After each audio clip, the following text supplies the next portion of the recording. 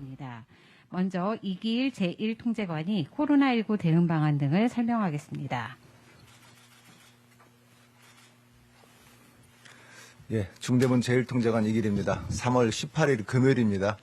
중대본 정례 브리핑을 시작하도록 하겠습니다. 오늘 중대본에서는 크게 두 가지를 논의하였습니다. 첫 번째는 거리두기 조정 방안입니다. 둘째는 병상 확충 및 운영 효율화 추진 현황이 되겠습니다. 첫 번째 거리두기 조정 방안에 대해 말씀드리겠습니다. 사회적 거리두기는 다음 주 월요일부터 2주간 사적 모임 인원 기준을 종전의 6명에서 8명으로 조정하기로 하였습니다. 근본의 거리두기를 조정하게 된 배경은 오미크론 유행이 계속 증가하고 있는 방역 상황과 누적되고 있는 민생 경제 어려움 그리고 각계의 의견 수렴 등에 따른 결과라고 말씀드리겠습니다. 지난 1주간 하루 확진자 수는 평균 40만 명 수준입니다. 계속 증가를 하고 있습니다. 우이중증 환자도 계속 증가하고 있습니다.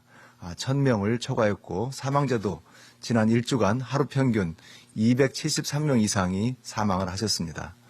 다만 중증화율과 치명률은 감소를 하고 있습니다. 2월의 중증화율, 치명률을 분석한 결과를 보고 드리겠습니다.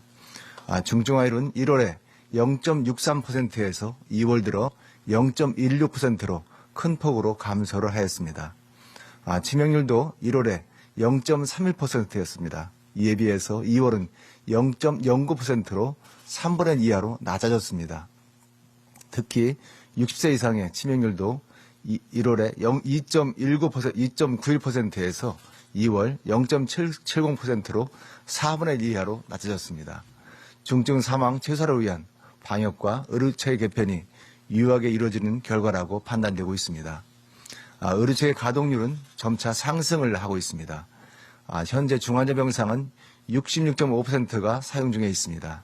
준중 환자는 71.6%를 현재 가동 중에 있습니다. 앞으로 정점 이후 2, 3주간의 시차를 두고 우이중증 환자와 사망이 계속 증가할 수도 있습니다. 의료체계가 과부하가 생기지 않도록 주의를 하도록 하겠습니다.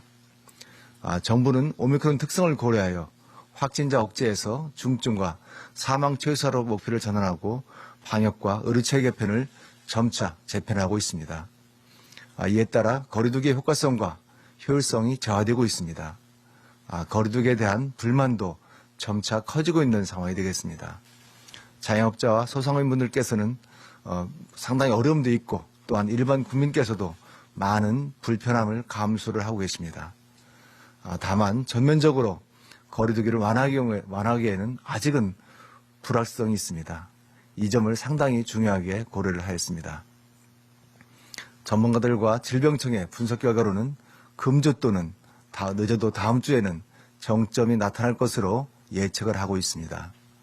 정점이 분명해져서 감소세로 전환되고 의료된 여력이 충분히 감내할 수 있다고 평가하기 전까지는 전면적으로 거리두기를 해제하는 것은 위험성이 있다고 정부는 판단을 하였습니다.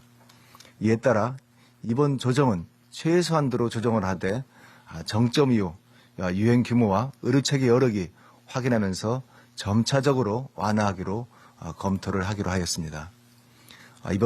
지난번 조정에서는 소상공인과 자영업자들의 어려움을 고려하여 운영 시간만을 일부 완화를 하였습니다. 이번에는 국민들의 일상 속의 불편함을 초래했던 사적 모임 인원을 현재 6인에서 8인으로 소폭 조정합니다. 그 외에 행사 규모에 대해서는 종전처럼 유지하도록 하겠습니다. 이번 조정이 본격적인 완화를 의미하는 것은 아닙니다. 다만 국민 여러분에 대해서 기대에 못 미치는 면도 있을 것입니다. 다만 여러 의견 수렴과 심사숙고 끝에 내린 불가피한 결정이라는 말씀을 양해해 주실 부탁을 드리겠습니다. 정부는 이번 유행의 위험성을 안정적으로 관리하면서 일상에 가까운 방역체로 전환을 단계적으로 추진하도록 하겠습니다. 지금부터는 병상 확충 및 운영 효율화에 대해서 말씀을 드리겠습니다. 작년 12월 4차 유행 이후 지속적으로 병상을 확충하였습니다.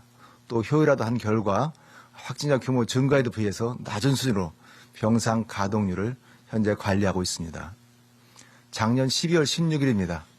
병상은 1만 5천 개였으나 오늘 현재는 3만 2천 개를 현재 운용을 하고 있습니다. 이에 더해서 분만, 소아 투석 등 특수 환자 진료 병상도 확보하고 있고 재원 적정성 평가와 전원 전실 등 병상 운영도 계속 효율화해 나가고 있습니다. 이런 노력의 일환으로 확진자 수는 작년 12월에 비해서 70배 이상으로 증가를 했습니다. 다만 병상 가동률은 12월 달에는 74%였습니다. 오늘 같은 경우에는 53%로 낮게 유지가 되고 있습니다. 병상 재원 일수도 작년 12월은 12일이었습니다. 현재는 7.2일로 중증은 줄어든 상태입니다. 그러나 전차 확진자 수의 증가와 따라서 병상 가동률은 점차 올라가고 있습니다. 중증 환자도 정점 이후 2, 3주간의 시차가 있습니다. 아마 증가할 것으로 예상되기 때문에 이에 대한 대비를 하도록 하겠습니다. 특히 현재 전담에서 환자분들의 약 75%가 코로나19라는 증상이 아니라 이것은 경증, 증상이 아니라 원래 있었던 기저질환의 치료를 통해서 입원을 하고 있습니다. 이러한 특성을 고려한 의료체계 대응이 필요한 시점입니다. 앞으로는 전담치료병상의 목적에 맞게 확진자의 기저질환은 일반 의료체계 내에서 치료하도록 하겠습니다. 중환자의 증가에 대비해서 병상 확충과 운영 효율화도 함께 추진합니다. 먼저 병상은 일반 의료체계 내의 전환과 병상의 유형별 특성을 고려하여 가동률이 높은 중증과 준중증 병상에 대해서 우선적으로 확충을 하겠습니다. 또한 한정된 병상이 효율적으로 운영되도록 재원 적정성 평가와 격리 해제 환자의 전원 등에 대해서도 관리를 보다 강화하겠습니다.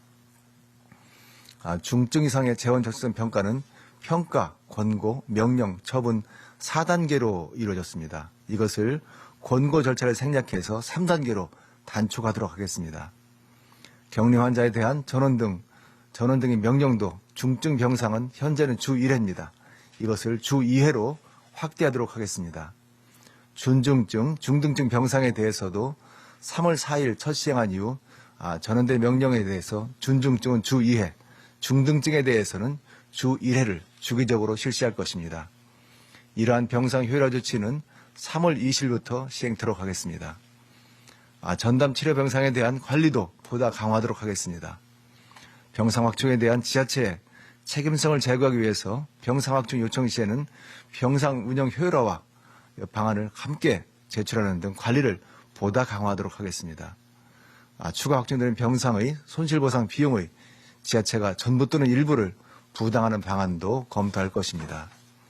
또한 전담치료 병상의 배정 원칙을 호흡기 외 기저질환 치료가 아니라 이것은 호흡기 치료가 필요한 환자들만이 입원할 수 있도록 전환토록 하겠습니다. 마지막으로 생활치료센터도 좀 더 적극적으로 활용하도록 하겠습니다. 재택치료가 급증하고 입원 수가 높아지는 고려해서 거점 치료센터에 대해서 환자 배정을 좀 더 늘려나가겠습니다. 또한 증상 악화와 응급상황 발생에 대비해서 연계병원 등으로 전원 또는 이송 체계를 보다 강화할 것입니다. 지금까지는 병상 확충 등에 대해서 말씀을 드렸습니다. 확산세가 예상부터 높고 있습니다. 또 위중증 환자와 사망자가 증가하고 있어 국민 여러분도 매우 걱정이 많으실 것입니다. 최대한 피해를 최소화하기 위해서 고위험군의 조기 진단과 치료에 역량을 집중하도록 하겠습니다. 일반 의료체계 전환을 통해서 확진자의 기저질환도 계속 치료할 수 있도록 하겠습니다. 정점을 지나 감소세로 전환될 수 있도록 국민들께서 조금만 더 힘을 모아주실 것을 간곡히 요청을 드립니다. 60세 이상 연령층과 미접종자분들께서는 접종을 받으실 것을 거듭 요청을 드립니다. 의심 증상이 있으신 분들은 동네 호흡기 의료기관을 통해서 신속히 검사와 적절한 치료를 받으시기를 부탁을 드리겠습니다. 정부도 이번 위기를 극복하여 국민들께서 일상을 다시 시작할 수 있도록 최선의 노력을 다하도록 하겠습니다. 감사합니다. 네, 지금부터 질의응답 시간을 가지겠습니다.